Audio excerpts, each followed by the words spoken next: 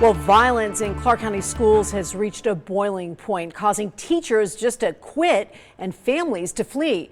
While district leaders look for solutions, one family tells 13 Chief Investigator Darcy Spears it's too little, too late.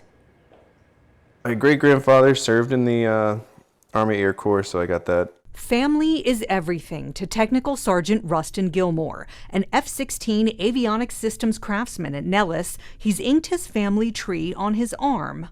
My grandmother absolutely loved Tetris. In celebration of their collective love for video games, a love he passed on to his 12-year-old son Tommy, who's using it now to help himself heal. He was really broken. Like he told us, he's like, I don't feel safe going to that school anymore. I'm tired of it. Like, please help me. Like most students, Tommy looked forward to being back at school after the pandemic closed district classrooms. This was his first year of middle school at Seville in North Las Vegas, but sixth grade on campus didn't last. We felt like we can't protect him how we want to, and that's one of the many things that culminated into him doing homeschool. Tommy's parents pulled him out of Seville due to multiple incidents of bullying and violence. He was in the gym and he was at his locker, and a kid came up and grabbed him in his private parts. And my son's reaction was to turn around and push somebody, but he pushed the wrong kid. And this led to a group of kids holding him back and just kicking him repeatedly in his private parts. Privacy laws prevent 13 Investigates from verifying those details with the district. The school's response left the Gilmore family feeling failed. They played the whole boys will be boys card. We never heard anything about it. Obviously laws exist. We can't just ask what happened to the other kid, but we have to have faith that these schools, and specifically the district, is going to do what it can to protect the kids. Rustin says their faith faded when Tommy was attacked again on March 7th. He was getting close to first period when this kid who was messing with him Friday pointed at him, and 5 other boys came over and they grabbed his hair, pushed him down, and started kicking him in the back of the head and the neck and the legs. They filed a report with school police, who investigated and issued 2 citations.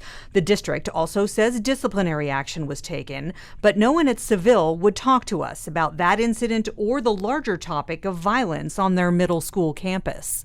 It mortifies me, and I feel, because I'm a parent as well, and as a parent I don't blame them for pulling their child out. Middle school teacher Kelly Edgar. I bet that school, their hands were tied. And it starts at the top. There's nothing they can do because they're not allowed to expel those kids because they didn't have a weapon. That was the case until last week, when the district revised its expulsion policy once again amid a wave of violence, mostly at local high schools. I had a colleague at local high school who was assaulted by a student for asking for a hall pass.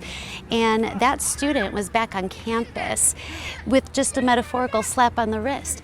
Though the total number of incidents on school campuses has gone down in recent years, the level of violence we are witnessing is much worse. On behalf of the board, we want to let you know that we hear our community loud and clear.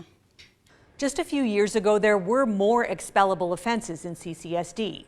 Battery on a school employee, battery to a student with significant injury, drugs and alcohol, and weapons. When Superintendent Jara introduced the Restorative Justice Program, that changed.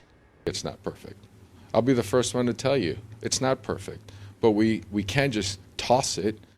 Under restorative justice, which prioritizes rehabilitation over punishment, students could only be recommended for expulsion due to weapons. Now, major fights that cause campus disruptions are back on that recommended expulsion list, and that's not all. If there is a battery on staff, battery on student leading to a citation, that will be a recommended expulsion, along with re-engagement, getting to the root cause of the student's issue around mental health. For the Gilmore family, the school board has failed the kids. And teacher Kelly Edgar, I feel demoralized. I don't feel respected anymore. It's too little, too late. I am hoping to retire in 2 years. And I'm only year 24.